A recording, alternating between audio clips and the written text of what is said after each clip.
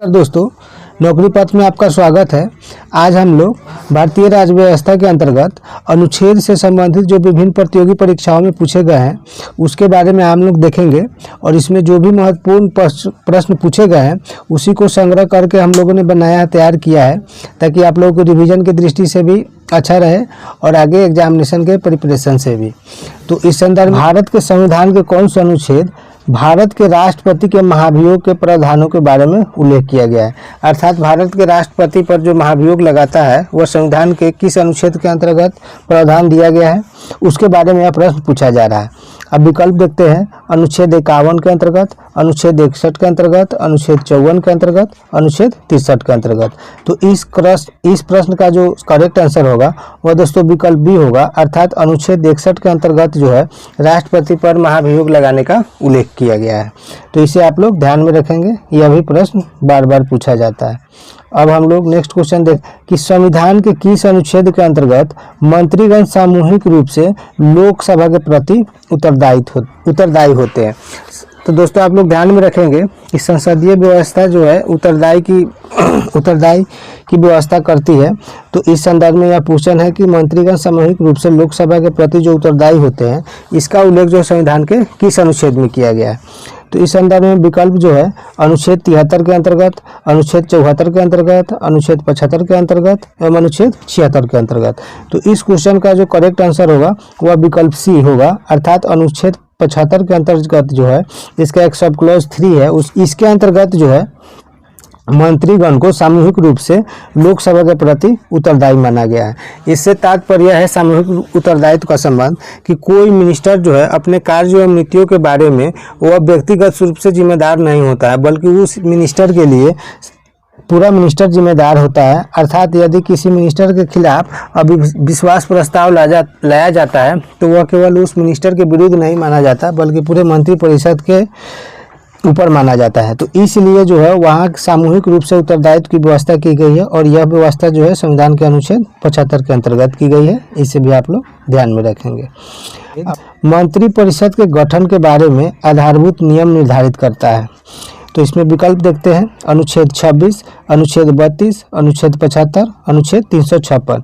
तो इस प्रश्न का करेक्ट आंसर विकल्प सी होगा, अर्थात अनुच्छेद 75 के अंतर्गत संविधान में मंत्रिपरिषद के गठन के बारे में प्रावधान दिया गया है, अर्थात आधारभूत नियम निर्धारित करता है।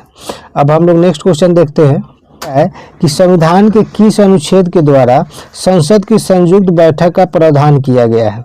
दोस्तों है संविधान में जो है संसद के दोनों सदनों की संयुक्त बैठक का जो प्रावधान किया गया है वह किस अनुच्छेद के तहत किया गया है। तो इस विकल्प में दिया हुआ है अनुच्छेद 106, अनुच्छेद 108, अनुच्छेद 110, अनुच्छेद 112। तो दोस्तों इस प्रश्न का करेक्ट आंसर जो होगा विकल्प सी होगा, अर्थात अनुच्छेद 108 के अंतर्गत संसद के दोनों सदनों की संयुक्त बैठक का प्रावधान किया गया है और यह बैठक जो है राष्ट्रपति के द्वारा बुलाया जाता है, लेकिन इस बैठक की अध्यक्षता जो है लोकसभा अध्यक्ष के द्वारा की जाती है। तो ये 3-4 फैक्ट है, इसे भी पूछा जाता है बार बार, ध्यान में रखेंगे कि संयुक्त अधिवेशन कौन बुलाता है, तो राष्ट्रपति बुलाता है, और इस संयुक्त अधिवेशन की अध्यक्षता कौन करता है, तो वह लोकसभा का स्पीकर करता है। तो इसे आप लोग ध्यान में रखेंगे। अब हम लोग नेक्स्ट क्वेश्चन देखते हैं कि धन विधेयक भारतीय संविधान के किस अनुच्छेद में परिभाषित किया गया है। तो अनुच्छेद 9 के अंतर्गत, अनुच्छेद 10 के अंतर्गत, अनुच्छेद 111 के अंतर्गत एवं अनुच्छेद 112 के अंतर्गत। तो इन विकल्पों में से दोस्तों इस प्रश्न का जो करेक्ट आंसर होगा वह विकल्प बी होगा, अर्थात संविधान के अनुच्छेद 110 के अंतर्गत जो है धन विधेयक को परिभाषित किया गया है। अनुच्छेद 109 के अंतर्गत जो है धन विधेयक के पारित होने की प्रक्रिया का उल्लेख किया गया है, जिसके अनुसार यह कहा गया है कि धन विधेयक जो है केवल लोकसभा में प्रतिस्थापित किया जाएगा, अर्थात प्रस्तुत किया जाएगा, राज्यसभा में नहीं किया जाएगा। दोस्तों एक और महत्वपूर्ण अनुच्छेद है 112। इसके बारे में पूछा जाता है कि भारतीय संविधान के किस अनुच्छेद के अंतर्गत बजट का प्रावधान है। तो दोस्तों यहाँ ध्यान रखेंगे कि बजट शब्द का संविधान में उल्लेख नहीं है, वहाँ इसके लिए वार्षिक वित्तीय विवरण का उल्लेख है, और वह जो वार्षिक वित्तीय विवरण का उल्लेख है वह अनुच्छेद 112 के अंतर्गत है। और इस वार्षिक वित्तीय विवरण को ही हम लोग आम बोलचाल की भाषा भाषा में बजट के नाम से जानते हैं। तो इसे भी आप लोग ध्यान में रखेंगे। यह अनुच्छेद 109, अनुच्छेद 110 एवं अनुच्छेद 112 यह तीनों ही महत्वपूर्ण है परीक्षा के दृष्टिकोण से और इससे हर हमेशा प्रश्न पूछे जाते रहे। तो इसे आप लोग ध्यान में रखेंगे। जो क्वेश्चन है कि भारतीय संविधान का निम्नलिखित में से कौन सा अनुच्छेद भारत के राष्ट्रपति में अध्यादेश जारी करने की शक्ति प्रदान करता है, अर्थात राष्ट्रपति जो अध्यादेश जारी करता है वह किस अनुच्छेद के तहत जारी करता है, इसके बारे में पूछा जा रहा है। तो यह विकल्प दिया हुआ है अनुच्छेद 74 के अंतर्गत, अनुच्छेद 78 के अंतर्गत, अनुच्छेद 123 के अंतर्गत, अनुच्छेद 124 के खंड 2 के अंतर्गत। तो इस प्रश्न का जो करेक्ट आंसर होगा वह विकल्प सी होगा, अर्थात अनुच्छेद 123 के अंतर्गत जो है दोस्तों भारत के राष्ट्रपति को अध्यादेश जारी करने की शक्ति प्राप्त है। और भारत का राष्ट्रपति जो है अध्यादेश उन्हीं विषयों पर जारी कर सकता है जो विषय संघ सूची में शामिल है। और दूसरा दोस्तों एक बात ध्यान रखेंगे यहाँ कि राज्यपाल को भी अध्यादेश जारी करने की शक्ति प्राप्त है और वह जो अनुच्छेद है वह 213 है, अर्थात राज्यपाल जो अध्यादेश जारी करता है और वो जो शक्ति प्रदान की गई है वह अनुच्छेद जो है 213 है, अर्थात आर्टिकल 213 के अंतर्गत राज्यपालों को राज्य सूची के विषय से संबंधित विषयों पर अध्यादेश जारी करने की शक्ति प्रदान की गई है। और यह अध्यादेश तब जारी किया जाता है जब संसद का सत्र न चल रहा हो। अब हम लोग नेक्स्ट क्वेश्चन देखते हैं। अनुच्छेद में सर्वोच्च न्यायालय के न्यायाधीश पर महाभियोग चलाए जाने का प्रावधान है। यह भी एक महत्वपूर्ण क्वेश्चन है। यह विकल्प देखते हैं अनुच्छेद 256 के अंतर्गत, अनुच्छेद 151 के अंतर्गत, अनुच्छेद 124 के अंतर्गत एवं अनुच्छेद 111 के अंतर्गत।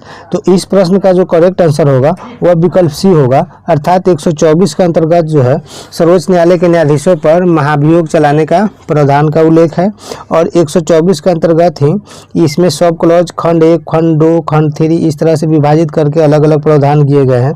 तो इसमें सर्वोच्च न्यायालय की नियुक्ति से संबंधित भी प्रावधान है और इसी के अंतर्गत खंड के तहत सर्वोच्च न्यायालय के न्यायाधीशों पर महाभियोग लगाने का भी प्रावधान किया गया है। तो इसे भी आप लोग ध्यान में रखेंगे। अब हम लोग नेक्स्ट क्वेश्चन दोस्तों यह है कि राष्ट्रपति सर्वोच्च न्यायालय से संविधान के किस अनुच्छेद के अंतर्गत परामर्श ले सकता है, अर्थात यह राष्ट्रपति के परामर्श लेने से संबंधित शक्ति का उल्लेख है। तो यह जो सर्वोच्च न्यायालय से लेता है तो यह किस अनुच्छेद के अंतर्गत लेता है उसके बारे में पूछा गया है। तो विकल्प देखते हैं हम लोग। पहला विकल्प है अनुच्छेद 123 के अंतर्गत, दूसरा विकल्प है अनुच्छेद 352 के अंतर्गत, तीसरा विकल्प है अनुच्छेद 312 के अंतर्गत एवं चौथा विकल्प है अनुच्छेद 143 के अंतर्गत। तो इस प्रश्न का जो करेक्ट आंसर होगा, इस प्रश्न का करेक्ट आंसर विकल्प डी होगा, अर्थात अनुच्छेद 143 के अंतर्गत राष्ट्रपति सर्वोच्च न्यायालय से परामर्श किसी सार्वजनिक महत्व के विषय पर ले सकता है। यद्यपि सर्वोच्च न्यायालय द्वारा दिया गया परामर्श को राष्ट्रपति मानने के लिए बाध्य नहीं होता है, अर्थात सर्वोच्च न्यायालय जो परामर्श राष्ट्रपति को देता है उसे राष्ट्रपति मान भी सकता है और नहीं भी मान सकता है। तो इसे भी आप लोग ध्यान में रखेंगे। अब हम लोग नेक्स्ट क्वेश्चन देखते हैं। संविधान का कौन सा अनुच्छेद संवैधानिक प्रावधानों की संघीय संसद राज्य विधानपालिकाओं द्वारा बनाए गए नियमों कानूनों पर प्राथमिकता प्रदान करता है। यह भी क्वेश्चन बहुत अच्छा क्वेश्चन है, इसे आप लोग भी ज़्यादा महत्वपूर्ण है तो इसे आप लोग ध्यान में रखेंगे। पहला विकल्प जो है अनुच्छेद 13, दूसरा विकल्प है अनुच्छेद 32, तीसरा विकल्प है अनुच्छेद 245, चौथा विकल्प है अनुच्छेद 326। तो भारतीय संविधान के किस अनुच्छेद में संवैधानिक प्रावधानों की संघीय संसद राज्य विधानपालिकाओं द्वारा बनाए गए नियमों एवं कानूनों पर प्राथमिकता प्रदान करता है?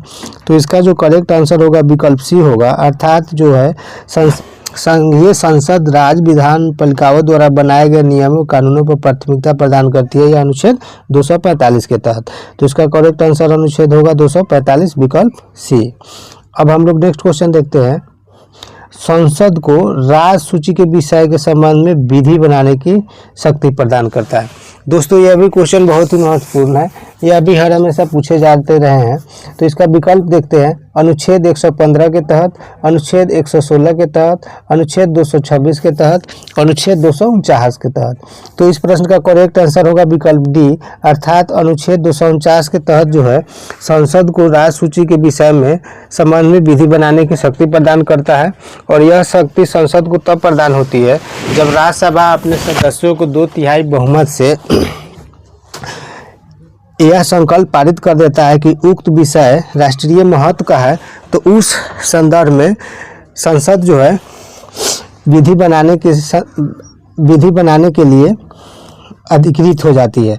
अर्थात जब तक राज्यसभा जो है इसे संकल्प पारित करके यह घोषित नहीं कर देता है कि उक्त विषय जो है राष्ट्रीय महत्व का है, तब तक यह अधिकार संसद को प्राप्त नहीं होता। लेकिन जो ही राज्यसभा यह संकल्प पारित कर देता है कि उक्त जो विषय है राष्ट्रीय महत्व का है, तो उसके पश्चात संसद जो है उस विषय पर कानून बना सकता है। तो इसे भी आप लोग ध्यान में रखेंगे। क्वेश्चन जो है, भारतीय संविधान के किस अनुच्छेद के अंतर्गत अंतर्राष्ट्रीय समझौतों को प्रभावी बनाने हेतु राज्य सूची के विषय पर कानून बना सकती है? तो दोस्तों यह जो क्वेश्चन है कि भारतीय संविधान के किस अनुच्छेद के अंतर्गत अंतर्राष्ट्रीय समझौतों को प्रभावी बनाने हेतु संसद राज्य सूची के विषय पर कानून बना सकती है, तो इस अंदर में विकल्प दिया गया है 249, विकल्प अनुच्छेद 250, तीसरा विकल्प अनुच्छेद 252, चौथा विकल्प अनुच्छेद 253। तो इस प्रश्न का जो करेक्ट आंसर होगा वह विकल्प डी होगा। अर्थात अनुच्छेद 253 के तहत जो है अंतर्राष्ट्रीय समझौतों को प्रभावी बनाने हेतु संसद जो है राज्य सूची के विषयों पर कानून बना सकती है। तो इस तरह से इसका विकल्प डी आंसर से करेक्ट आंसर होगा। इस तरह से दोस्तों आज के लिए इतना ही। अगले वीडियो में हम लोग फिर अच्छे क्वेश्चनों के संग्रह के साथ मिलेंगे। तब तक के लिए धन्यवाद।